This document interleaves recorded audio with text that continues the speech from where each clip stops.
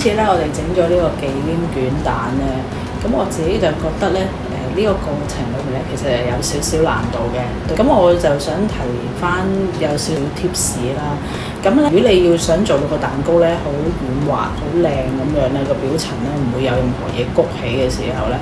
你最主要咧就係要留意翻咧個麵糊咧倒落去嗰個烤盤嘅時候咧，你要哼落張台度哼幾下，令到嗰個氣泡咧全部放晒出嚟。咁佢先至唔會焗到起泡泡嘅，咁所以其實咧呢次咧我哋係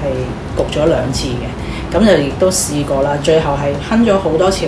啲氣泡咧走晒之後咧，咁就個面可以好靚噶啦，就唔會焗到有啲泡泡起噶啦。咁第二樣嘢咧就係咧個蛋糕焗起嘅時候拎出嚟放涼嘅時候咧，咁佢咧會慢慢收縮嘅。咁縮嘅時候咧，縮完之後咧反轉佢，然後就搽 cream 之前咧，其實咧最好咧就係輕輕界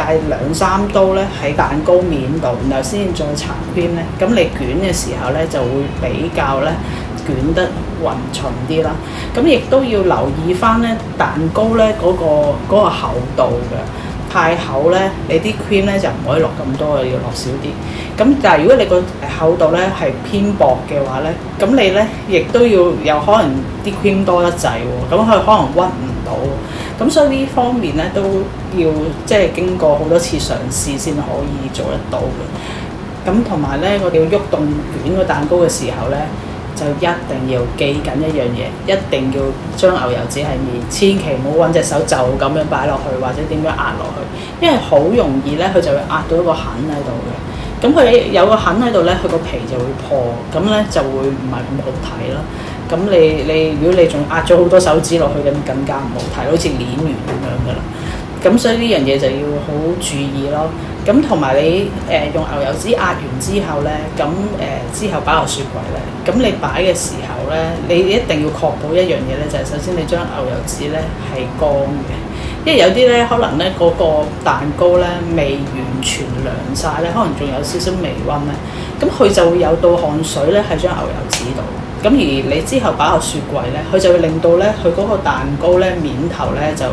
濕濕地咁樣，咁佢濕濕地你再搣嘅情況下咧，就好容易咧個皮咧黐咗喺嗰個牛油紙度。咁呢方面亦都要好小心。如果你成塊皮咁樣黐晒落個牛油紙開嘅話咧，